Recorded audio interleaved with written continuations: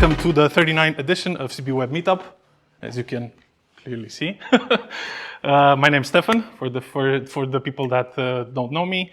I'm the host and organizer of this event. Today we're gonna have Andreea here, talking about cybersecurity stuff. A few things about the event.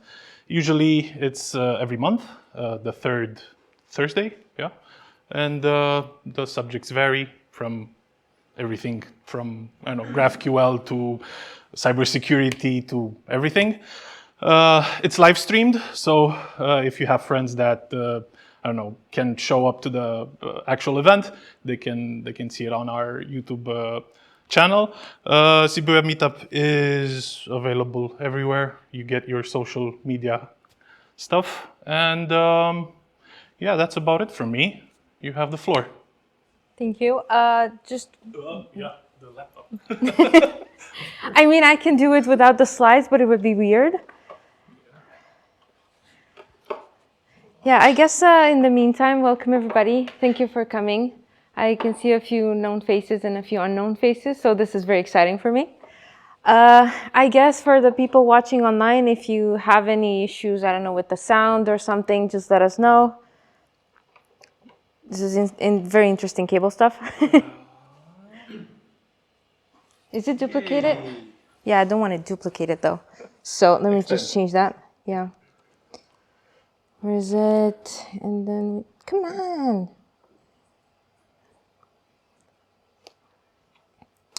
And then let me just present to review my things.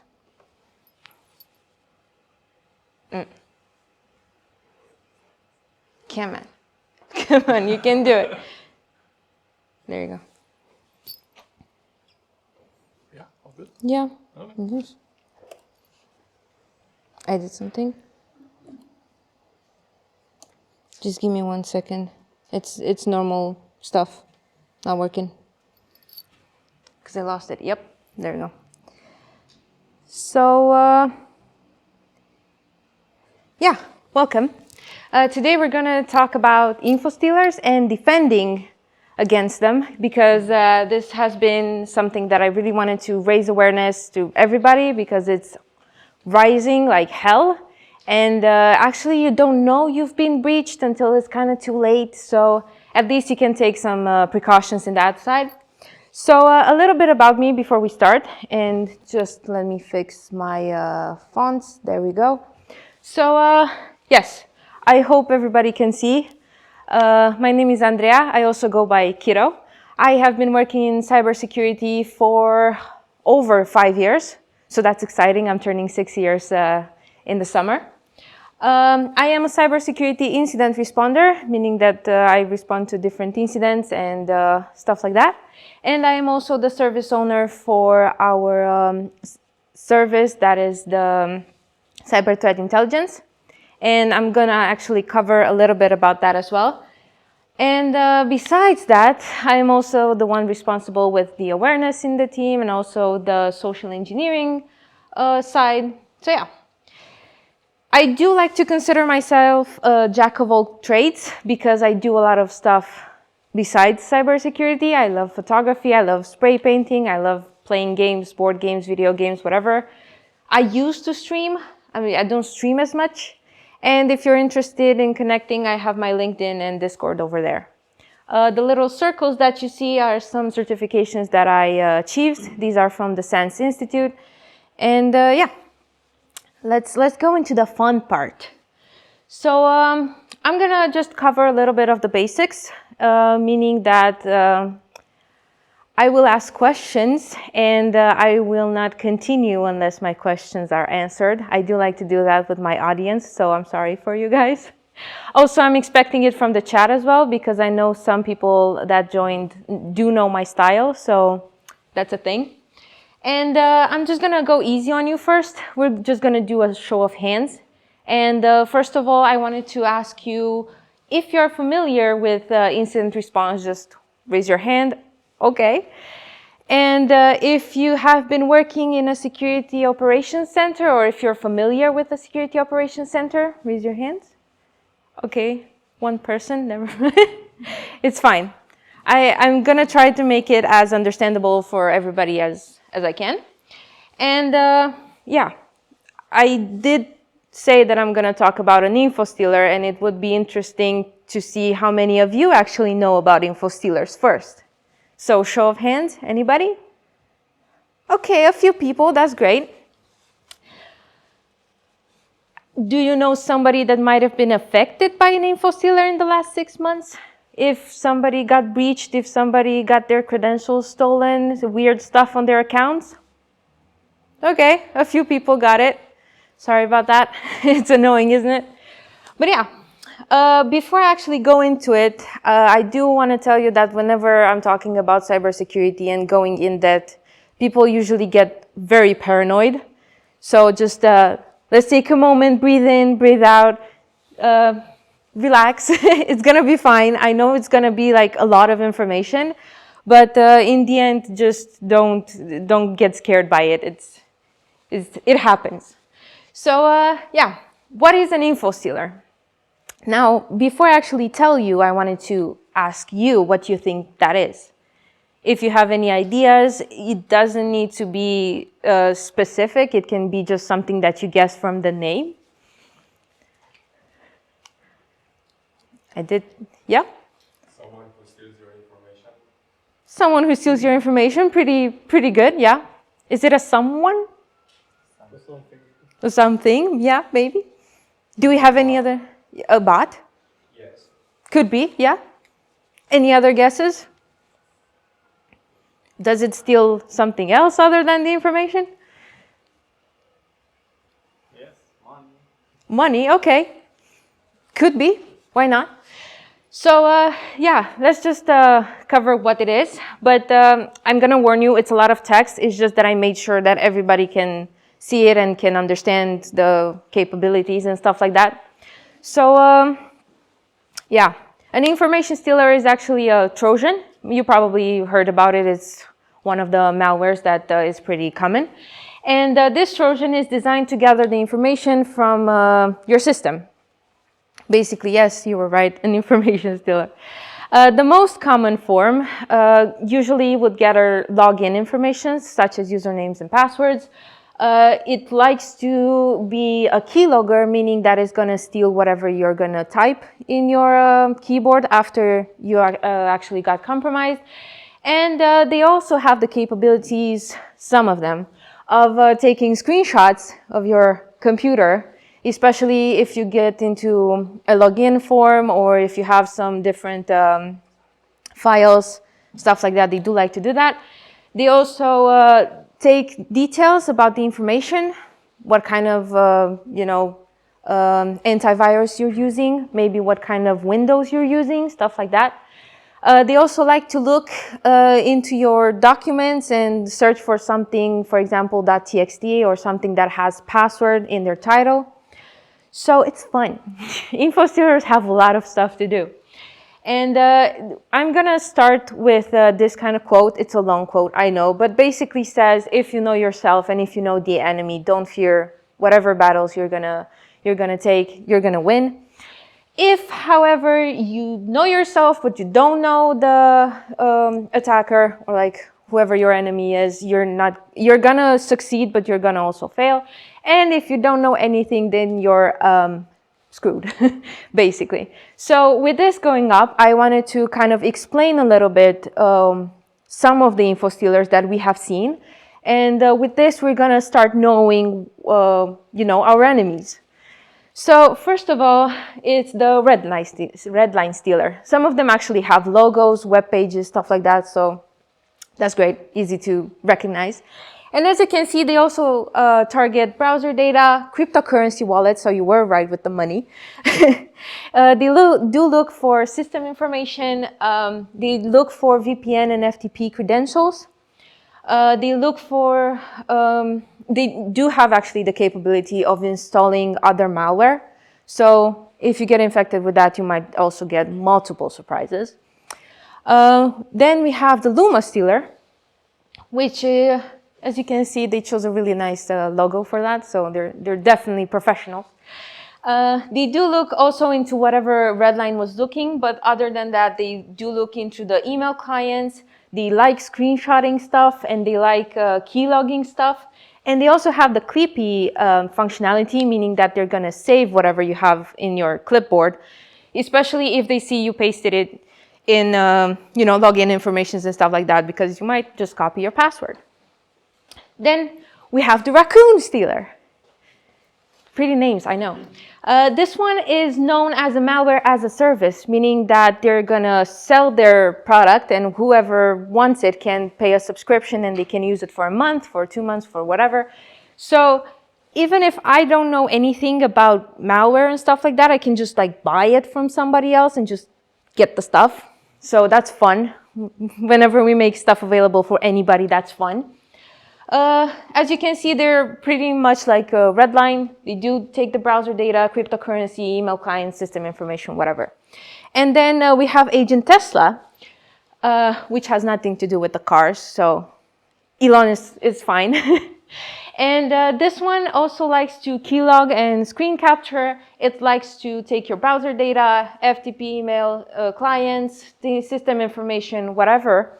And this one is a little bit different because it has remote administration, meaning that it is a rat, meaning that it can install itself into the system and then I can remotely access it from wherever I am, me being the attacker.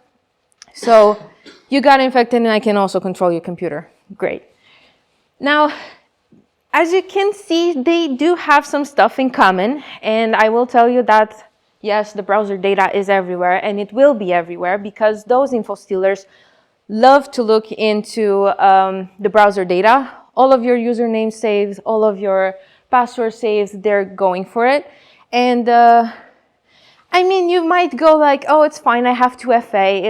It's not gonna touch me because they can't get my 2FA. But they're stealing cookies and I don't have it prepared here. But they can bypass that 2FA in like seconds. It's that easy. So you're not safe. Your account is not safe.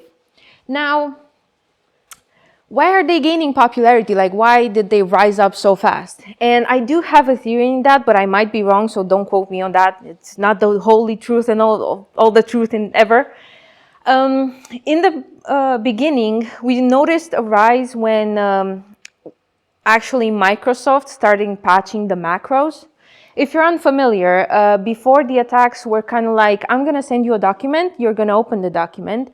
And these are those things called macros that are gonna run different scripts. So it's like an automation, stuff like that. And they would just hide it there. So if you don't know what you're doing, you're just gonna click to enable the macros and they're just gonna do it in the background. Now, because Microsoft patched it, and now they're not going to run by default, you actually have to give your consent, and if they see that you got it from the internet, it's going to be a little bit harder to do that. They just move to different ways of gaining this stuff. Now, they do have motives, just like any other malware, and as you can see, they do have like profit, personal data is getting more and more valuable, so that increase also gave them motivation. The accessibility, because I just told you that I can buy it on the dark web, which is, well, great for me, but not for you. The poor cyber hygiene, meaning that people don't actually care that much about being secure. It's just that they're doing whatever. And yeah, because everybody moved online pretty much because of the pandemic and the malware technology is advancing, this just happened. Now, you might say, okay, it's fine, I have an antivirus, it's not gonna affect me, I'm secure. Well, this has been a problem in the beginning because they can execute in seconds. They can actually just take a total of a minute to get installed, get your information, and exfiltrate it, and that's it. You're not gonna feel a thing. That's what I'm saying, it's a little bit like an invisible kind of thing. Now, yeah. How we came in contact with them, this is kind of the thing. I do post different articles inside of my company, and we did post a lot of stuff about different malware campaigns and hijacking and stuff like that. Big green button that I'm going to talk about in a bit. So yeah, we started seeing that people are getting tricked more and more. So we started taking action. And why did it work? We started looking into how people got tricked. And there were like 3 basic things that I could tell you that is pretty much how it works.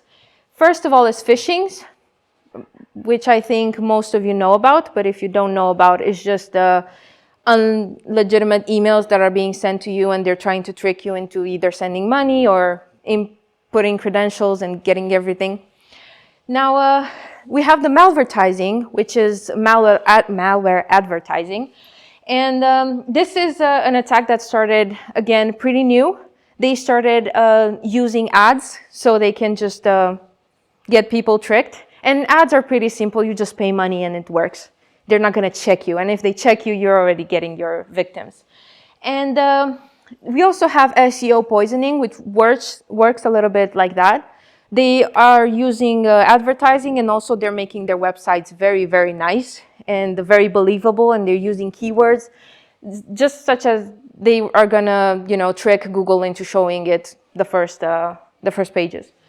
So yeah, I do have this example over here of how Redline worked, and I'm just gonna explain a little bit. So basically what happened, for example, we did have issues with users trying to get their Google Drive desktop version. They will do a Google search. They would go see that this page is doing this. They're gonna go get the drive, and then they're gonna go to like sites.google.com, which makes it believable because it's Google in the name. But that's actually something that Google lets you. They just let you host sites there, so it's not really from Google. They would get you to another site, which is redirected. So it's going to be on their malicious website. They're going to go on Discord and download the thing. And that was very annoying. And from Discord, you're just going to get infected and you won't even know it. Because you're not going to go to the Discord page. You're just going to go to the place where you just download stuff from it. So, yeah. Now, I wanted to show you those kind of ads that I was talking about in the malvertising, and this has actually been an issue. There were pages on Facebook saying that, hey, this is the new, for example, Gemini. Come get it while it's fresh, try it, it's the new AI from Google, let's go. And they would just give you like a super weird drive.usercontent.google.com webpage, which doesn't sound like Google. And with those, you would just download something that you would think it's Gemini, but it's actually just an Infostealer, and you would complain that it's not working. And as you can see in this example, the reach was not that bad, but it's Romanians that got scammed. And as you can see, the age is not helping them. Because this is what I want to raise awareness to, because it's the people that don't understand how the world works, or like how the internet works mostly. And that's when you can just like trust anything on the internet because it says Google on the link.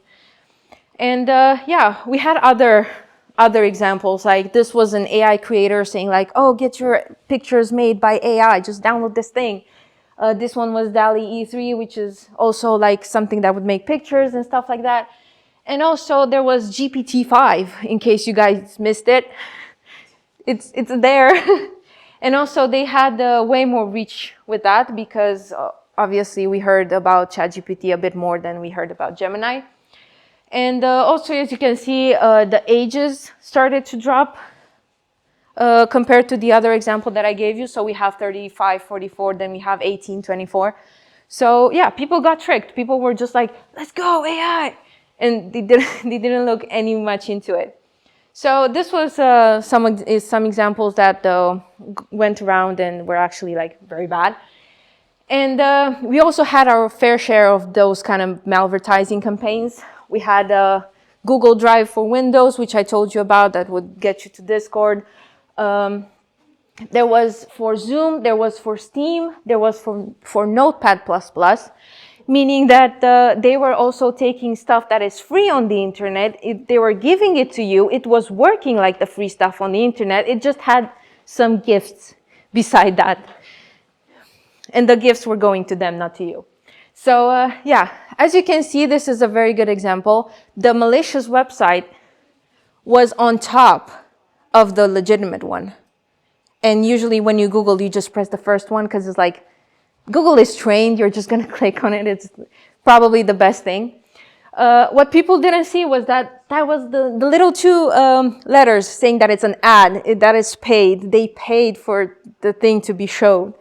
So yeah, there you go, they tricked it. And also, as you can see, it says notepad/editor.com, and the other one is, I don't know, notepad-editor, and the other one says notepad++.org, so it's kind of like similar. Going into it, you recognize this page, right? Have you downloaded Notepad++ ever? Back in the day, yeah. So does anybody recognize this page? Yeah? What about this one? Which one is the original one? Okay, I'm gonna have a show of hands for this one. Who thinks is the one on the left? Raise your hand. Okay, who thinks is the one on the other? Is it the right? It was, because it's my left now. Okay, so yeah, most of you said that is this one. Can you say why? Sorry? Navigation on the left side. Okay, so we have the navigation with like more information about the thing. Yeah. Anything else? Can't really tell. There was more effort put into it. Yeah, a little bit more effort, let's say. But yeah, it was not fair for me to actually show you. This is like a trick one. I'm just going to show you what the users downloaded. So this one was taking you to this one to download, and this one was taking you to this one to download. So which one is which? Which is the original? Anybody voting for the one, this one this time? Yeah, it is the left. It's fine. So still nobody wants to go for the left. Okay. Anybody that wants to go for the right? Okay, a few of you, but not so sure anymore. Okay. So yeah, they did an effort to actually copy everything. And this is a case that I know about because this is how we found out. There was a team that wanted to actually get Notepad++, and there was an employee that downloaded, installed it, whatever. And the other one was like, okay, how do I do that? And the first person helped the second person, and they showed you, and they're like, okay, go to Notepad++, click on the first link, download it and stuff. And then we got the alert, and we were like, what are you doing? That's not legit. What happened? And that person was like, well, I got the help. The other one got it. The whole team got it. And we were like, oh, no. So yeah, if you were to hover over the green button, we call this the green, like big green button. And usually when you want to download stuff, it's just like not the one that you're supposed to click on. But in this case, it was. So if you were to hover the web page, it doesn't show that well, I guess, on the screen, but it was like something super weird. If I go like this, I think I can actually read it. It was like meta app something plus dot site slash download dot php. And this one was taking you to GitHub, notepad++ slash notepad++ slash releases slash something npp848 something. So even the landing pages, the ones that would get you downloaded were a bit tricky. But yeah, you can see how they done it. And how did it work? As I told you, a lot of redirects. So basically, there was like a Google.com URL, and it was actually taking you to another web page. And from that, it would take you to another web page and to another web page. And as you can see, this is Discord, and that's where the whole malicious stuff happened. Now, at this point, we started seeing that it was a very popular thing to go through Discord, so we just blocked that. But people were not happy because now, I mean, you could go on Discord, but you couldn't see any attachment loading. But what can you do? Then we got a new kind of stuff. They were posting on GitHub and stuff like that, different cracks or activation keys and activation processes for different stuff. And we did have somebody that was looking for this. Ultra edit something crack keygen for Windows and Mac. So the raccoon sealer was there. He was waiting for victims. So they did download it, and we did start investigating. The This one was a little bit more interesting because now the attackers saw that we were trying to see the malware. We were trying to like take it apart and understand how it works. So they started making the file size a lot. Now, the file size was 450 megabytes. And for you to actually put it into a sandbox, which is a program that is just going to like run the program, it's going to look on the connection, it's going to look like whatever the program is doing, and it's going to give you a report so you can understand what it's doing. The sandbox is usually just agreed on 50 megabytes or like 150, and this one was very large. And it's not that it did a lot of stuff, it's just that they wanted you to struggle to get there. So they would just put a lot of data inside. Now, as I told you, it was interesting. It was called software.exe, so you can definitely tell it's legit.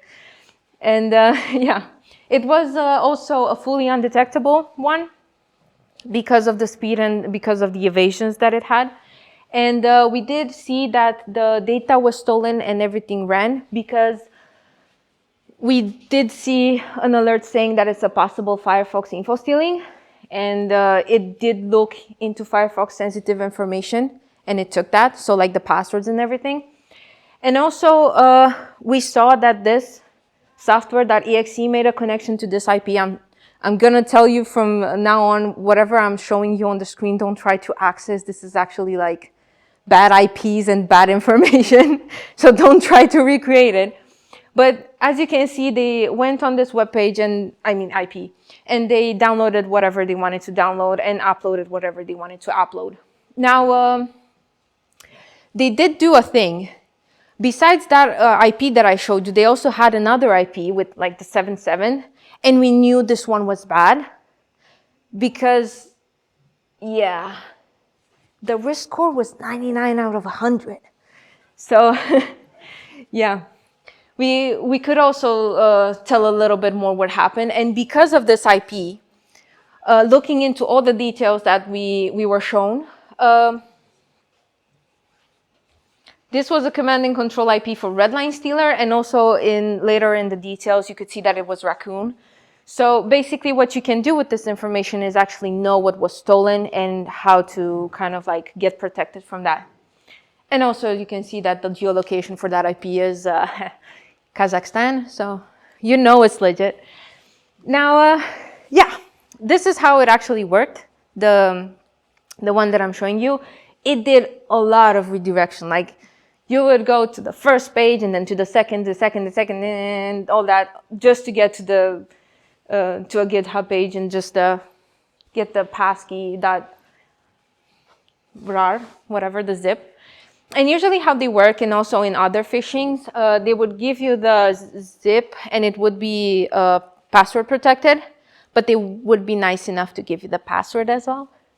So whenever you see, for example, an email with a password protected zip file and also the password inside the email, that's not safe, and that's definitely something you should look into.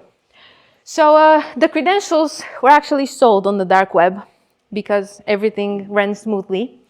And I wanted to actually ask, how much does your data cost? If I were to, steal your information right now, and if I were to, sell it on the dark web, how much do you think I would ask? Tens of thousands of dollars. Okay, tens of thousands of dollars. Yeah. 50 cents? Tens of thousands. Yeah. I'm just talking about like the credentials and stuff like that. It's not like the full Facebook history and whatever your preferences are. So we have a few cents and we have a few $1,000s. Hundreds, okay. Any other opinions? Sorry? Okay, a couple. So besides the cost, I'm going to actually show you one of the breached users and all the credentials. And it's not actually all the credentials, it's just like 1/3 of the whole thing, but it didn't fit. So they did specify the ISP, the location, exfiltration date, the size of the file, and it's just $10. And as you can see, probably just looking at it, yes, it's Romanian websites. And You can probably tell a few of them. This is basically, just 1/3 of the whole thing. If you're interested, I looked into it. They did have Roblox and stuff like that. Yeah, as you can tell, like it's a normal human being just browsing the internet. It's not an actual, how do you call it? Just like a corporate person just with their corporate details. It's just one of us. Because probably one of us is using OLX, one of us is using eMag, one of us probably has accounts.google.com saved in the browser. Please don't do that. So this is everything that they had in their browser. So just so you know. And yeah, it cost only $10. File list, HBO Go. You can tell that this was an old one just because now it's HBO Max. So HBO Max is just Max now. it's just Max now, okay. Yeah. It's very old then. But yeah, you can tell that they had Pandora. Another interesting thing is that if we actually buy with the $10, we can get access to, where was it? The web results from Cinevo. So it's just like medical records, I guess. Easy. Yeah. So, pretty crazy. No, I did tell you that the Infostealers are doing a lot of damage, and you might ask yourself, like, why isn't this caught by my antivirus? Why is this easy to get it? Because they're using evading methods. They're using ways of hiding themselves and, causing more damage. Because if you have been breached and you find out you have been breached and you change your passwords, if you're still going to save them in the browser and if you're still infected, you're not doing anything. They're just going to get it again. So, yeah, what they used is code obfuscation, which is just going to make the whole process of understanding what's happening way harder. Renaming variables, renaming the whole code, whatever. They did add anti-sandboxing. So as I told you, the sandbox was the thing that would give me a report on what everything goes. They would look in different details, variables, whatever, and see some specific details that would indicate that that was a sandbox, and they would just not run. They would just do something else. We have anti-debugging. We have process injection, fileless malware, meaning that they're not going to leave a trace behind. They're just going to do the whole thing in memory. And legitimate tool abuse, meaning that they're going to use whatever you have on your computer against you. If you have something like TeamViewer, they might look for it and might use it to get access. If you have, PowerShell, command prompt, stuff like that, they're going to run commands through that. They're not going to use different tools. Just so, for example, if I am to look into that incident, I'm just going to be like, oh, that's a PowerShell. That's something that they usually use. It's fine. Close it. So yeah, they're getting creative. Now, they also added a new strategy on top of this. So it's fun. And this is actually something that I was expecting long time ago. I don't know why it took them so long to figure it out.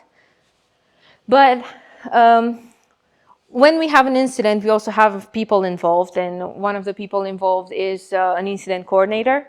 Now, the incident coordinator was talking to this person that got infected, and it got infected, let's say, a while back, and now they're getting emails, threatening emails. Now, you might remember at some point there was this campaign in which they would let you know that they broke into your computer and they can see through your webcam and you were watching different pornographic stuff. And if you don't send them money, they're going to send it to all your relatives. Now they're evolving. This is the kind of message that they sent. They said that, hey, we have your information. Just transfer this money to us. This is the Bitcoin address. You have 48 hours. Optimal security, you can install Avast free. Thanks for the tips. And yeah, they would also refer to you as your username that is on the infected computer. And they would give you different details about your operating system to know that they're legit. And they would tell you that your antiviruses are okay. And you have keyboard layouts. I don't know why it's okay. Like, come on. they were supposed to say like it's in English, it's in Romanian, it's in, I don't know, whatever, German stuff. But no, they just said that it's okay. And yeah. And on top of that, they would add screenshots. That's the whole thing. That's the thing that it would make it much credible, right? Because now you can see that they have access to your computer. And this is a screenshot that was taken the moment the computer got infected. And I'll let you wonder how. There's definitely not a YouTube video saying Roblox executor hack. There's not like download extra soft, wave trivial, whatever. We're in extra soft and it says like the version. Yeah, definitely not a Roblox related stuff. Definitely not a kid trying to download stuff from the internet. And what was funny in this situation was that the person got really scared, obviously, because now we have proof that something happened. And the incident coordinator was kind of like baffled looking into it. It was like, oh my God, what happened? And then after a second, he was like, what device are you using for work? A MacBook. Why?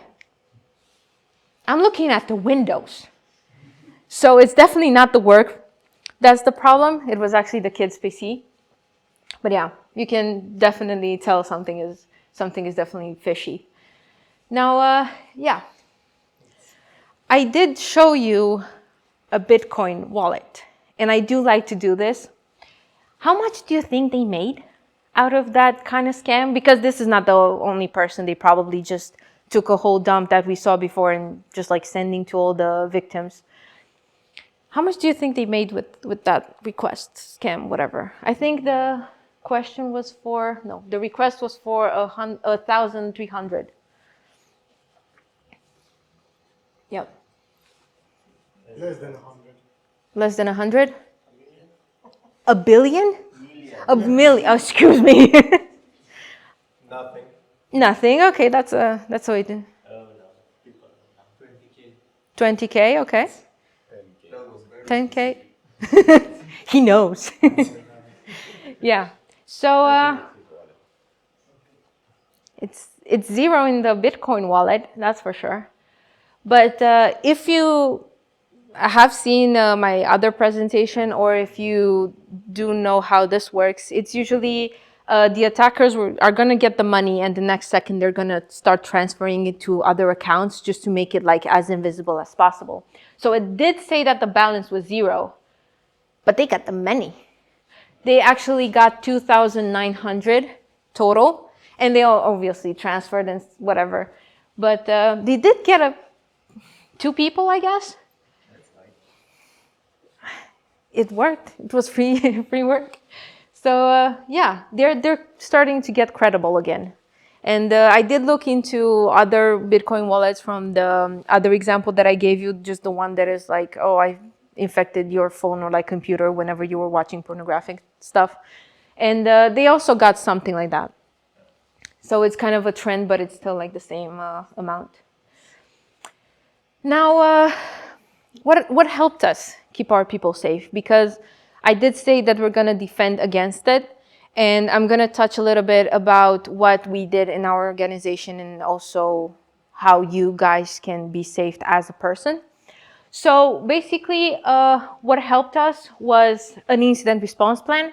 So after we figured out whatever was happening and how it worked, we just started making a plan. We started knowing how to respond to whatever alerts like these happen. Then we had the seam, something that we call a seam. This is where all the logs go together and we can start correlating easily. We can start seeing different patterns and different stuff. We had a very good endpoint detection and response. So this is kind of, somebody said that it's kind of Windows Defender, but on steroids. And I'm going to use that example. This is like one of the greatest things. It's not only an antivirus, but it also can do much more. And in your organization, if you are into cybersecurity, and you should be, I totally recommend having one. And on top of that, because we told you like these were very fast in the beginning, we couldn't catch them in time. We started doing custom rules. And with custom rules, for example, I told you we blocked Discord CDN, so people couldn't download anything from Discord anymore. And that worked. That actually saved a lot of people, because whenever they would try doing that, we were getting an alert, we were talking to them, we were kind of educating on, okay, what happened and how you can improve. We were looking into our IDS, which is the intrusion detection system. This is the stuff that looks into the network, and it tells you like connections and stuff like that and whatever happened.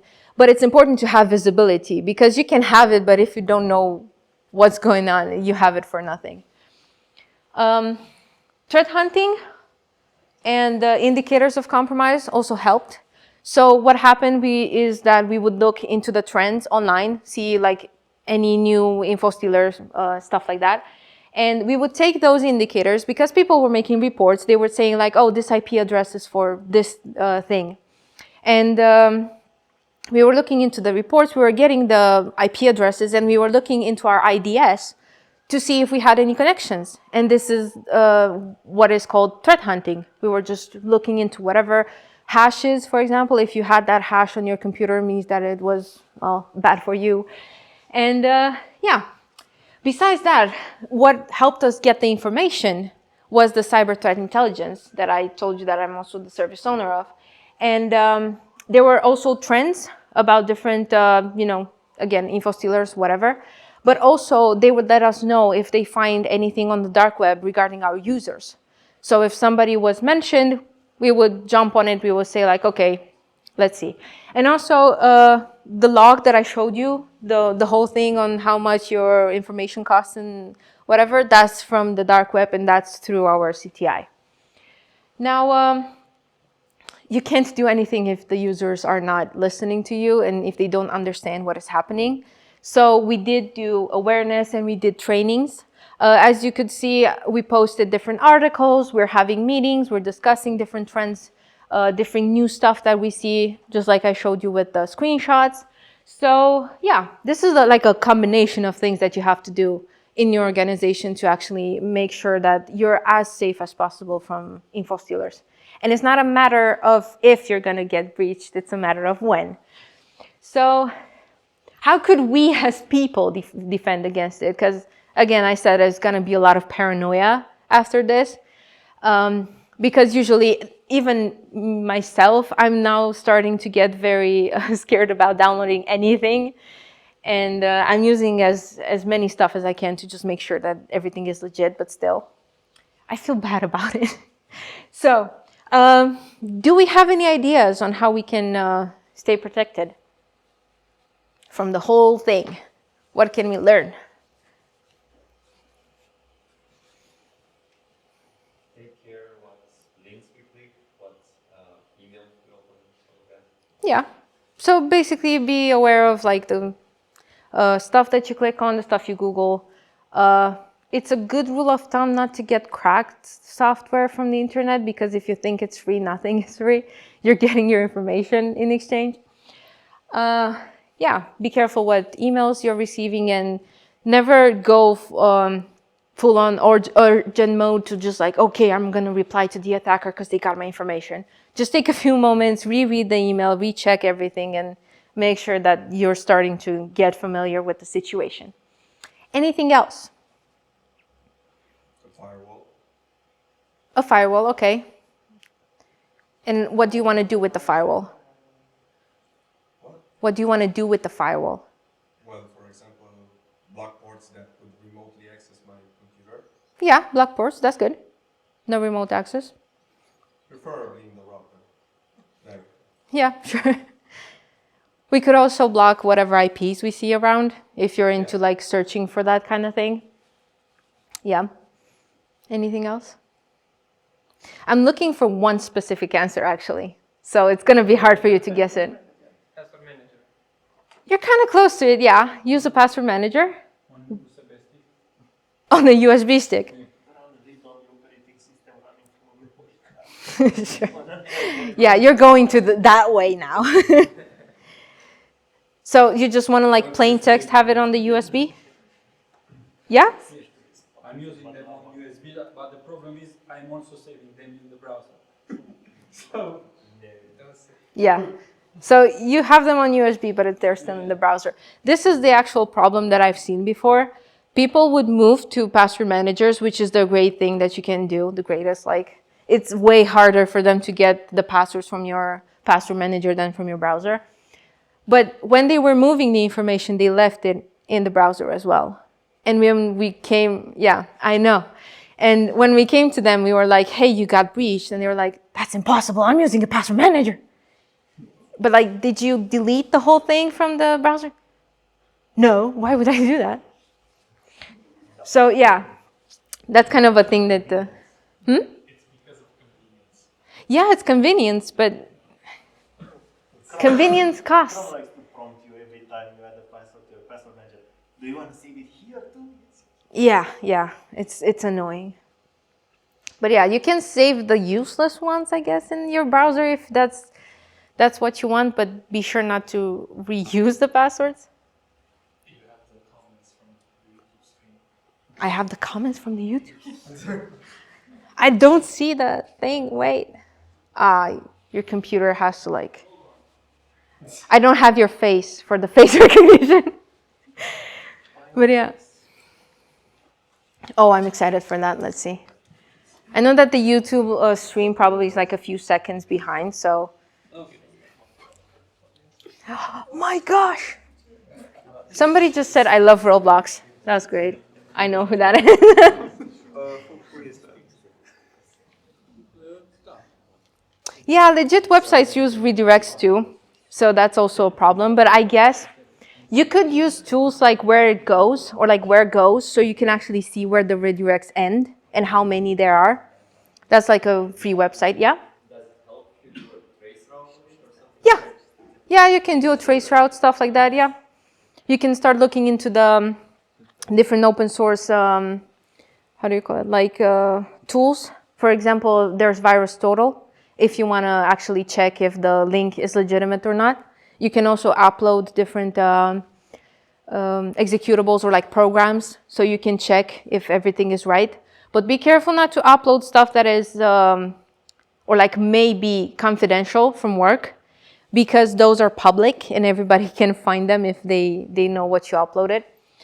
There's also a website that I forgot to put in, but I remembered about it. It's called Have I Been Pwned?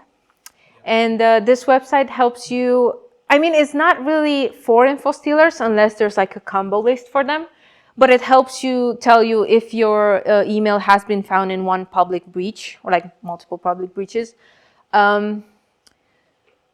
It's fun, but don't get scared if it's red. Sometimes it would say that it was like one program that you're never heard of and you're pretty sure that you never used. And this is because sometimes they also correlated wrong, but that doesn't mean that you're safe. I'm just saying that sometimes the names are getting mixed up. Do we have any other ideas? Switch to Linux. Switch to Linux, okay. I think they also have it for Linux now, so a little bit less problem. Don't use the internet. Yeah, this is something that we end up in our meetings as well, because I told you that I do some awareness, and this means a few meetings here and there. And every time we discuss this, the end conclusion is don't use the internet and you're safe. But we can't actually do that, so yeah. So here are a few of... Make your own browser. Yeah, make your own browser, no. Here are some of the ideas that I had for you to keep yourself safe. Use strong and unique passwords, which we talked about. Better if you have a password manager, because that's way harder for them to guess your passwords and stuff like that. And if you don't have the possibility to get a password manager, try again. There are free password managers. But in case you don't want to use it, at least don't use the same password in all the places. Your idea with the USB stick was good, but I would also suggest to encrypt it and have it either encrypted the whole USB stick or like at least the file that you keep your passwords in, but good password, not 1, 2, 3 or something like that. Like long password. Yeah. Combination and different password for all accounts. Yeah, The that's problem good. was that I saved them in the browser. Yeah, there you go. Yeah, even though I told you that the 2FA can be easily bypassed if you're getting infected, the cookies don't last forever. And we have seen that the users that are breached are gonna keep having failed logins from different places, even like months or years after the breach. So it is a good idea to have a two-factor authentication up and running, because that's gonna make their life even harder if they somehow guess your password. Now, it's nice to have like reliable security softwares like antiviruses, to have the real-time protection, meaning that whenever you download stuff, the antivirus is actually going to scan it and make sure that you're safe. With this one, also use the legitimate versions. Don't just go get the deactivation key or like cracks from whatever websites that you're using. I almost said it. But yeah. Be cautious with email and attachments. That was also one of the answers here. Meaning that, again, whenever you're opening something that looks suspicious, just take a second look. Make sure that whatever you're clicking is actually something legitimate. And there's a thing that if you download stuff, unless you click on them, most of them are safe. So you can, if you are pretty sure that you can do it, you can download it and upload it to one of the sandboxes, and they're going to tell you if it's something suspicious or not. One of the sandboxes, as I told you before, can be VirusTotal. There's a hybrid analysis, there's App Any Run, and a few of them if you're just going to look for them online. Now, another idea with the emails is to also look at the senders. And if there's an unsolicited email, like you never expected it and the situation doesn't apply to you, then it's better to just leave it alone. And I'm also referring here with on the, well, Nigerian prince, the grandma that you've lost, like great-great-grandma that you lost, and I don't know, she came back and she's dying and she's giving you like thousands and hundreds of thousands of dollars in inheritance. Yeah, that's, if it's too good to be true, it's not going to be true. Then, yeah, secure your browsing. Make sure that you use HTTPS. Make sure that your browser extensions are the legitimate ones. Talking about browser extensions, ad blockers also work if you're interested in getting that, because that way you're not going to get the ads. You're not going to get like the new ChatGPT 5 idea. Avoid suspicious websites. Unless it's a redirect, it's kind of easy to do it. If it's a redirect, again, there's that webpage called Where It Goes. And you can, or like Where It Goes, depends. I forgot the name. But that's going to just like show you whatever the whole web page is going to go. Now, I did tell you that there were kids involved in this, and usually I've seen a very big trend in kids actually being the ones that are causing the damage. So I do recommend a lot for parents to educate their kids, and even if they're not your kids, you can just educate them, whatever. What's the hurt? So they can be explained that, you know, downloading from the internet might be bad. Don't do it. Maybe it's a good idea to give them an account on the computer that is not that privileged. So even if they are trying to download, they can't unless they come to ask you for help. Parental controls, there are some parental control software that you could use, but I feel like some of them might be a little bit too restrictive. And setting examples. It's always a good idea to just show your kids how you're working and how you're doing and everything, how to do themselves. And yeah, even if it's not going to sound that important, updates are a big thing, because usually when you update, it's a reason to update, and it's not always features. It's actually patches that are very important because some flaws have been found in the code. So it's a very good idea to either try to automate everything, try to, you know, check that box in which it says to do an automatic update, or just, well, from time to time, whenever you see that Windows wants to update, you actually have to do it. I know it's annoying, but what can you do?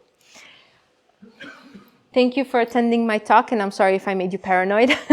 I'm gonna open a link on the screen, and it's fine if you click on it. I promise it's not gonna hurt you. You can't believe me.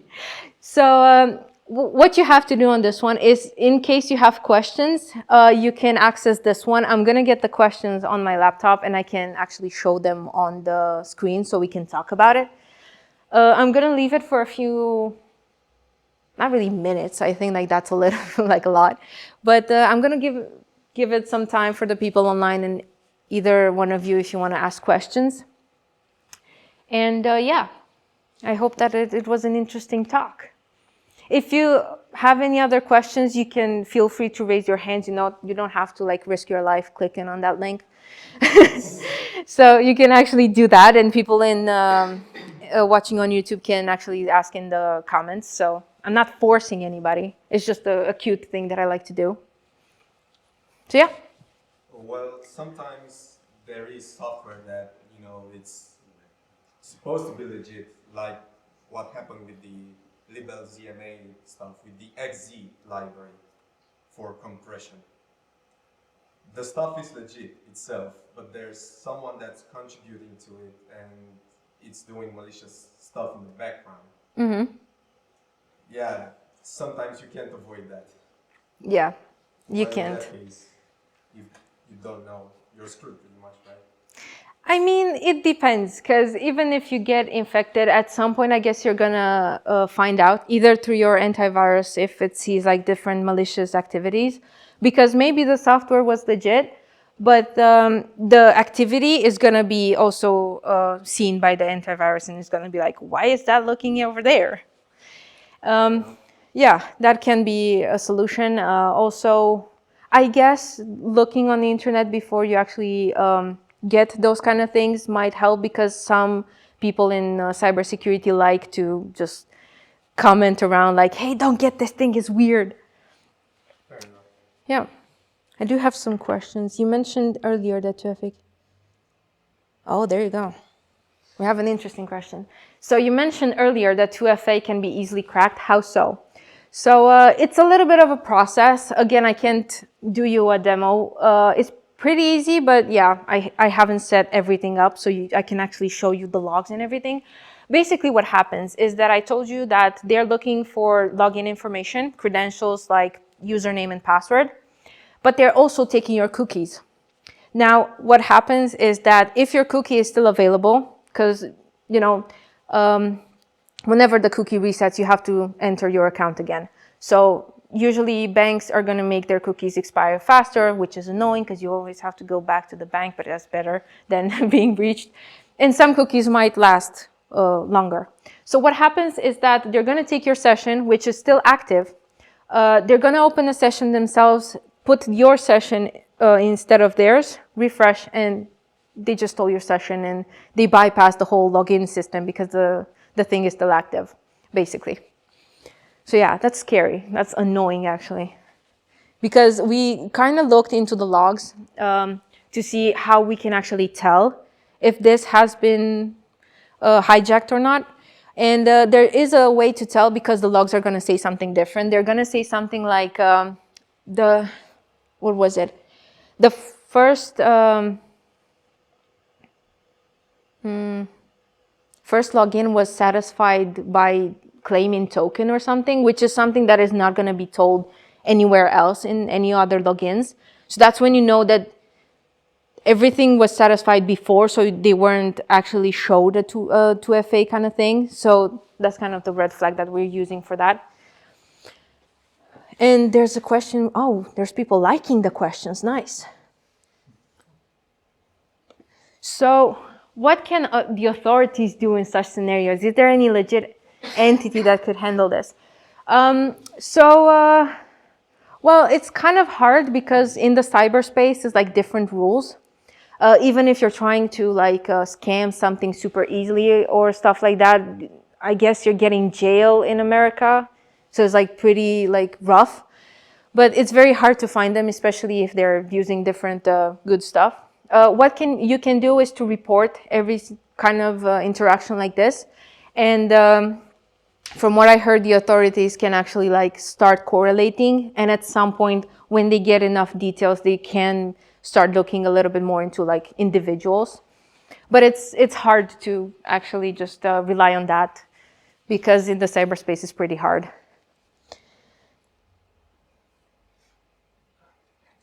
The hacker can access your personal router via smart device, via smart bulb maybe. I mean, depends. I would say even depends on where you got the light bulbs from. Because if you got them from like a weird Chinese named third party, stuff like that, you might be already... AliExpress, yeah, you might be already getting stuff in. So yeah, I guess there is not really their point into getting the whole access to your personal router, but it could be done, especially if they have the RAT and everything is available. Sorry. Yeah. I just want to mention that my router at home has an option to set up a separate network for smart devices so that in case that happens, you're safe. So Yeah. it is an actual thing that can happen since they built it. So yeah, some routers might give you the option to actually like isolate everything that is like IoT. Maybe not all of them, but yeah, that's definitely a thing.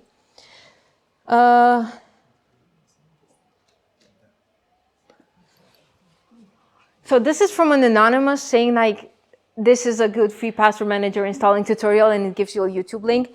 I'm a little bit like concerned about it. It might be legit. I'm not saying that you guys are lying. It's just that we've seen this before, okay? I don't know, how many of you know Linus Tech Tips? So a few of you, yeah.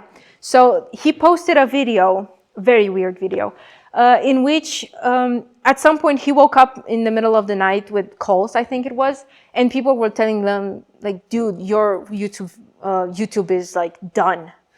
Because what happened is that he got breached, an Infostealer, and they took his credentials, they got into his YouTube channel, they renamed his YouTube channel. They also started posting tutorials about how to do this and that, and like how to buy crypto and invest in crypto and whatever. And he was like a very known personality, so you would kind of like trust him into that. And because he was breaching the policies of YouTube, it got taken down, and he actually showed the whole process in which he woke up in the middle of the night. He was naked. He like, that's blurred. He was like showing how he was on his computer. He couldn't understand what happened. So basically like the second, I think my brother showed me that, I knew what happened because I was pretty familiar with whatever that is. So there are also YouTube videos showing you how to install different stuff, and they're malicious because they're in the description, the link in the description that they recommend is going to be something malicious. So just be aware of that. I'm not saying you had bad intentions, Anonymous, but I'm just saying. So yeah. I have a question. You mentioned Windows a couple of times. Yeah, I did mention. Is Mac more secure than Windows? I would say that Windows is the most used by people. So that's why most of the breaches and stuff like that happen on that. I would say also MacBook is affected, yes. And in some stages also Linux. So you're not safe if you're using a Mac. Unfortunately, yeah.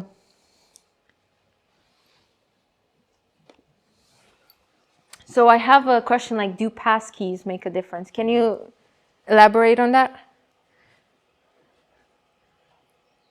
Well, as much as I know, passkeys are like when you sign in, for example, into Google, and they ask for biometrics from your phone. Oh, okay. So if you log in from your phone, if you set that up as a passkey, you can use your biometric.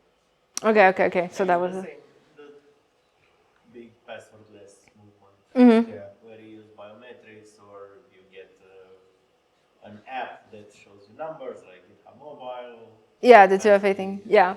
Exactly. I would say it helps because it's way harder to, you know, like make the face recognitions and stuff like that.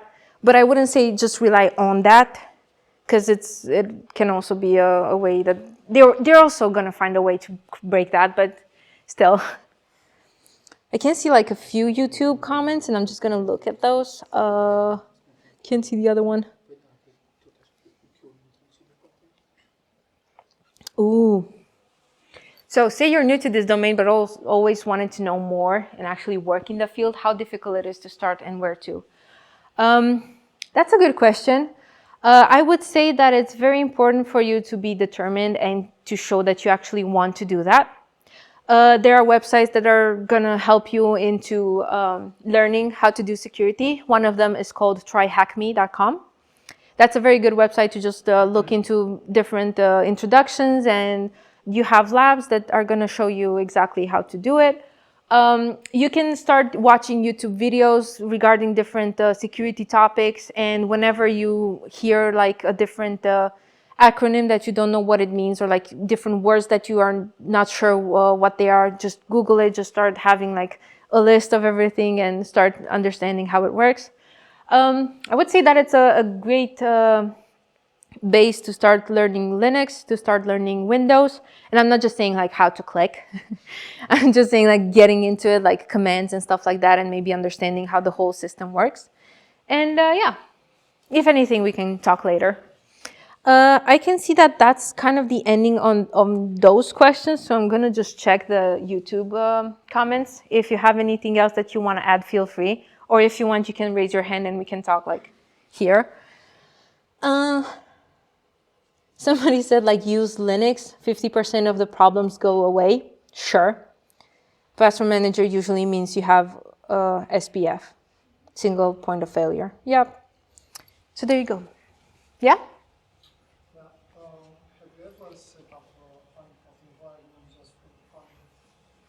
Okay, that's a good question. So what he asked is that if we ever set up honeypot environments just for the fun of it.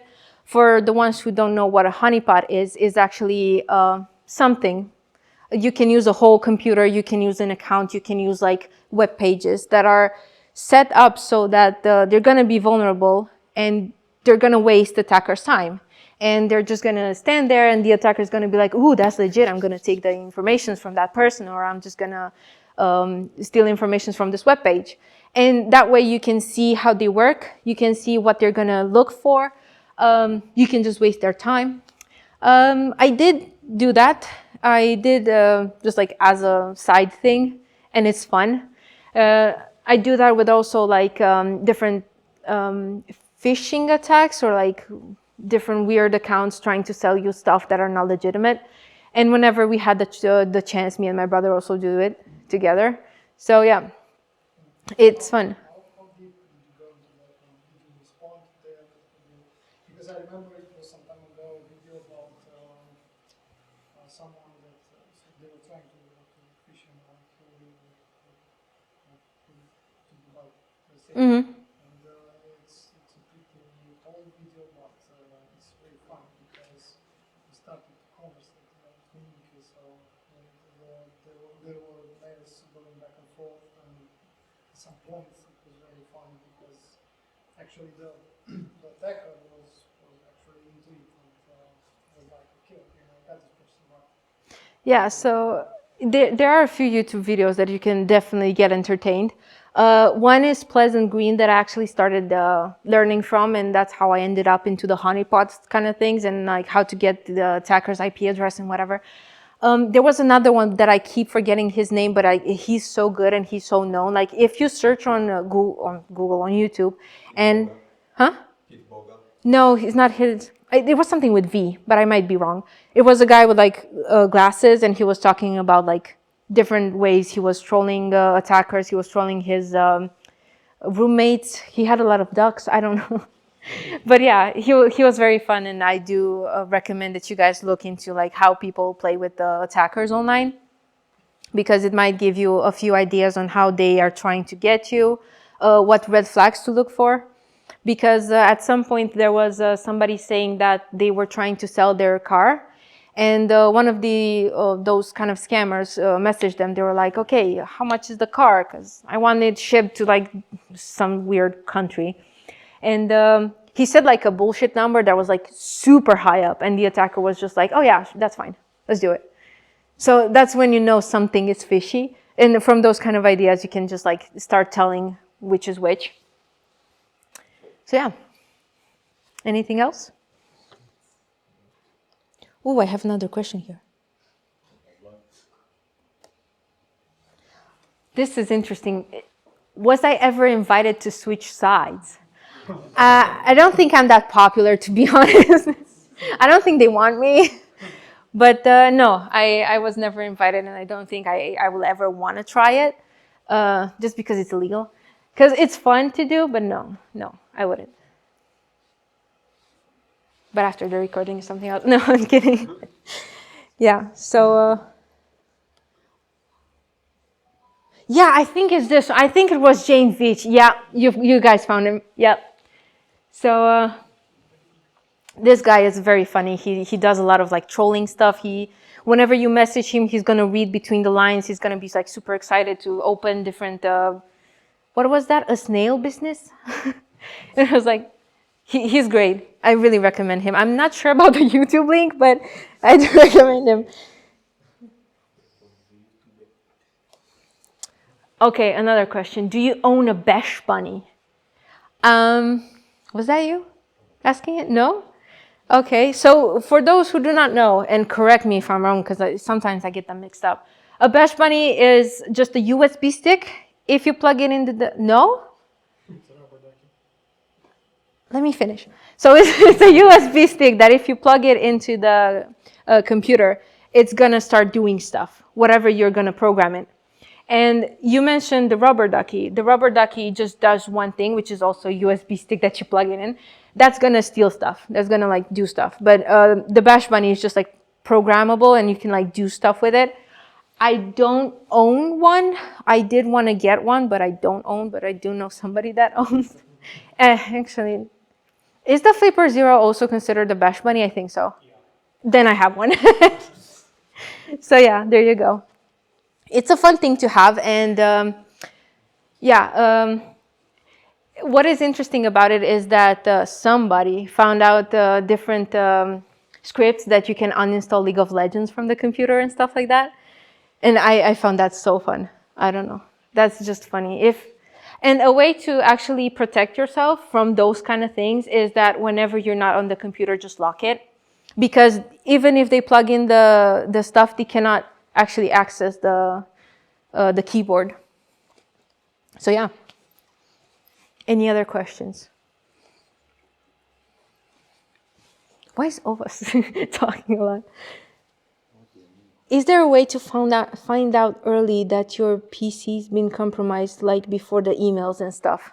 Actually, that's a good question. It depends. If they're gonna be sloppy, you're gonna get like antivirus and notifications and stuff like that. And I did say don't have your passwords saved in your browser, but if you do and you use Google, they're also gonna tell you if they find them in different breaches or posted somewhere. So you might find from that if you get the notifications, but otherwise sometimes you can't. Unless you actually have set up some, I don't know, rules in your router to check if you're accessing Discord or whatever websites that you think are malicious. It's kind of hard to do it. Do I have any other questions there? Nope. So yeah, there you go. I'm just gonna hide this. And then I'm gonna be like, sorry for the paranoia, everyone. My bad. But yeah, hope you enjoyed it. Thank you everybody for attending, and also the ones on the chat.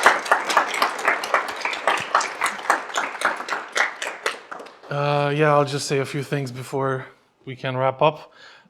We have some time because we booked the venue until 9, so we can do some networking. You can ask Andreea some questions if you want.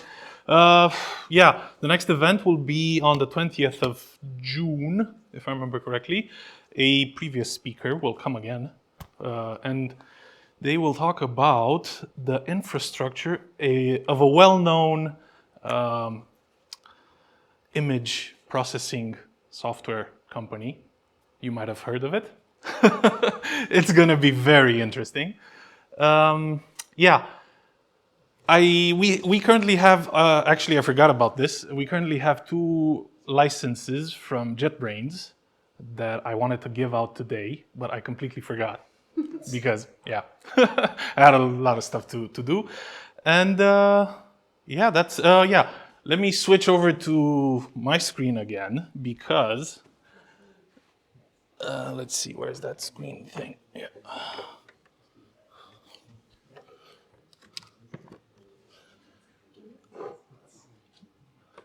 We need to have like some wake music. We will. Hold on. No, it's just like the one when you switch between stuff. Oh. Like the technical issues kind of thing. Yeah. So yeah, I would like to invite you to apply for Call for Speakers. You have any, I don't know, stuff that you want to talk about. And also, if you want to learn more, there should be a QR code at some point. Let's see. Yeah, there we go. We have a QR code. And yeah, that's about it. I would love it if you would file the feedback form. If you came via meetup.com, that would be very helpful to me as an event organizer. And yeah, that's about it. Thank you for coming, and yeah, enjoy your evening.